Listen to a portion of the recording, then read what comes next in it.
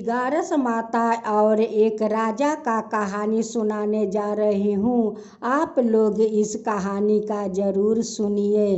अगर हमारा कहानी अच्छा लगा तो आप लोग एक लाइक शेयर ज़रूर कीजिएगा। एक राजा को शिकार खेलने का बड़ा शौक था।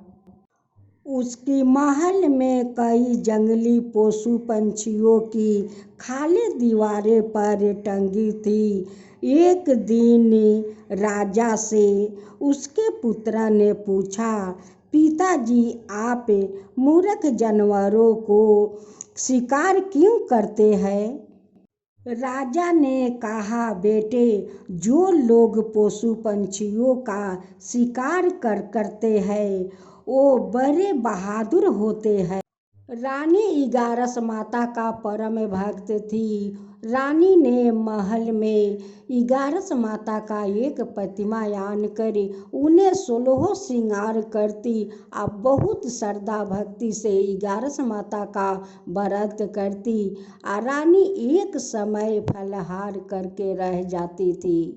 रानी का श्रद्धा भक्ति देख कर 11 माता हमेशा रानी पर बहुत प्रसन्न रहती थी। हाँ, पशुओं का शिकार करने से जंगल की सुंदरता नष्ट नहीं होते हैं। बिल्कुल निर्बल पशु पंछियों को खाने के लिए उनके मुफ्त में मिलती है ताकि वो आसानी से जंगल की खुली वादियों में विचरण कर सके। पुत्र अपने पिता के जवाब से संतुष्ट नहीं हुआ। उसने सोचा, पशु पंछियों का शिकार करना अच्छी बात नहीं है। यह आदत तो मैं छोड़ा कर ही रहूँगा। दूसरे दिन राजा शिकार करने के लिए रवाना हुआ तो पुत्र बोला, पिताजी, मैं भी चलूँगा शिकार पर आपका साथ। राजा ने समझाया, बेटा, जंगल का मामला है, पग पग पर होशियारी रहनी पड़ती है।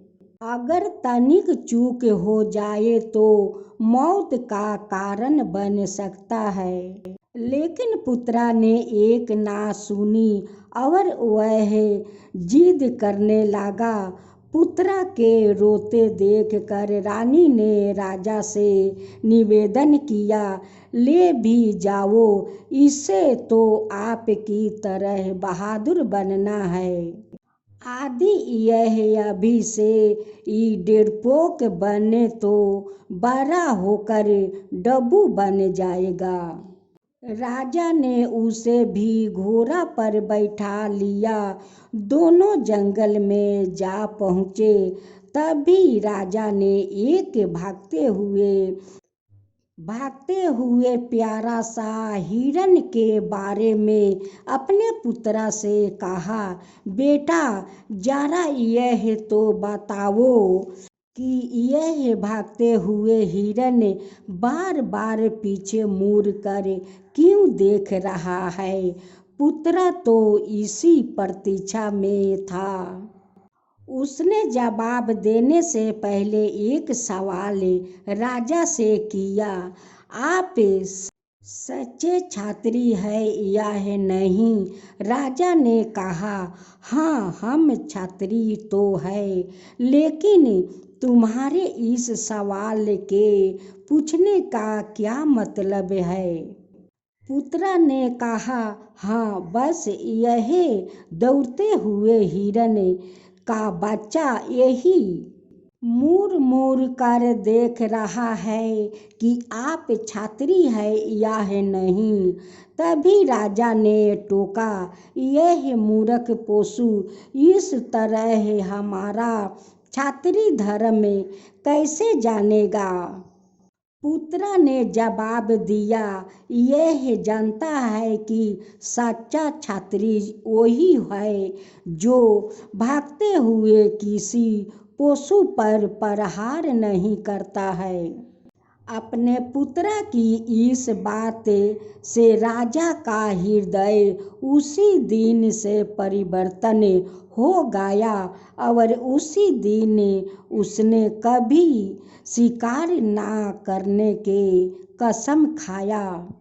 पुत्र ने अब बहुत खुश था क्योंकि वह अपना पिता का शिकार करना आदत छोड़ा दिया था। अंत हमें भी चाहिए कि हमें पशु पंछियों पर दया करना चाहिए।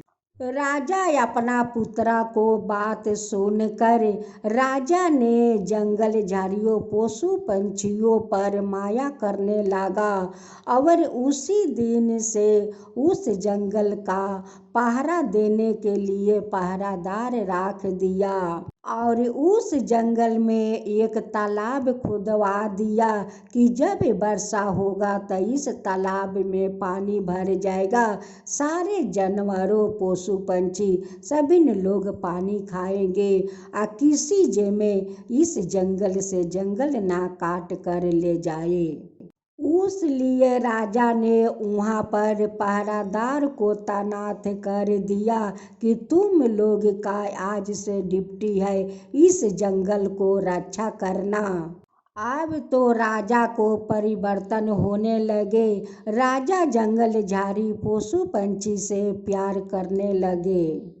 एक दिन की बात है, राजा अपना राजकुमार को घोड़े पर बैठाए हुए कहीं जा रहे थे। उस दिन रानी इगारस माता का उपवास की थी और श्रद्धा भक्ति से इगारस माता का व्रत कर रही थी। राजा जिस रास्ते से जा रहे थे उसी रास्ते में एक राक्षस एक औरत का रूप धारण करते हुए खूब सुंदर सजी धजी रास्ते में खड़ी थी और रो रही थी। राजा देख कर कहने लगे कि ये औरत कोई मुसीबत में पड़ी है। राजकुमार से कहते हैं कि इन्हें भी मदद करना चाहिए। राजा कहते हैं कि बहन क्यों तुम रास्ते में रो रही हो। वो कहती है कि राजा देखिए कितना सारे लोग आते जाते हैं, सभी लोग से मैं मदद मांगती हूँ कि मेरे घर तक पहुँचा दो, लेकिन कोई नहीं हमें पहुँचाते हैं। हम देखिए बीच रास्ते में फंस गए हैं, हम तो चल नहीं सकते हैं। चलते चलते तो मेरा पैर बहुत दर्द कर रहे हैं, उस लिए मैं चल नहीं पा रही हूँ। राजा कहते हैं कि ठीक है बहन, मेरे घोड़े पर बैठ जाओ, तुम जहाँ कहोगी वहीं पर मैं उतार दूंगी। अपना राजकुमार का राजा अपना गोद में बैठा लेते हैं और उस औरत को पीछे में बैठा लेते हैं। जाते जाते तो रास्ता तो खत्म नहीं होता है। राजा कहते हैं कि बहन और कितना दूर आपका घर है। वो कहती है कि बस और थोड़े दूर चलिए, वहीं पर मेरा घर है। राजा कहते हैं कि थोड़े दूर दूर कहते कहते तो मैं बहुत दूर तक आ चुका हूँ, लेकिन कोई तो आपका घर द्वार नहीं दिखता है। फिर कुछ दूर राजा जाते हैं, फिर पूछते हैं कि बहन और कितना दूर आपका घर है। वो कहती है कि राजा देखिए उस जो पहाड़ दिखता है उसी पहाड़ के पास मेरा घर है, वहीं पर ले चलिए, हमें उतार दीजिए। उसने तो एक भयंकर राक्षस थी। जो लोग उस गुफे के तरफ जाता था वो कोई वहाँ से लौट कर नहीं आता था। वो तो चाहती थी कि राजा के जैसे तैसे उस गुफे में ले जाऊं और ये दोनों को अपना भोजन बना लूं। इधर रानी इगारस माता का हाथ जोड़कर प्रार्थना कर रही थी कि हे इगारस माता, हमारा पति और राजकुमार को आप रक्षा कीजिए। अब तो इगारस माता जान लेती है कि राजा और राजकुमार को तो जान खतरा में है। राक्षस तो अपना शिकार बना लिया है। फौरन 11 माता वहाँ पर पहुँच जाती है। घोड़े के सामने जाकर अपना रूप धारण करते हुए खड़ा हो जाती है। अब तो राजा देख कर कहते हैं कि आप 11 माता। राजा कहते हैं कि आप 11 माता यहाँ पर आप सामने प्रकट हो गई। राजा राजकुमार कर लेकर उतर जाते हैं और 11 माता का सिर झुकाकर प्रणाम करते हैं। राजा कहते हैं कि हे 11 माता, कहीं हम लोग पर कोई खतरा तो नहीं है। 11 माता कहती है कि खतरा तो तुम्हारे साथ है। वो तो अपना गुफा में ले जाना चाहती है। जो औरत को आप घोड़े पर बैठाए हो वो कोई औरत नहीं है, वो तो भयानक राक्षस है। आप दोनों को शिकार करके उस गुफा में ले जाती है और ले जाकर दोनों को भोजन बनाएगी। 11 माता अपना शक्ति से उस राक्षस को नहीं इधर जाने देती है नहीं उधर, वहीं पर अपना शक्ति से बांध कर रखी है।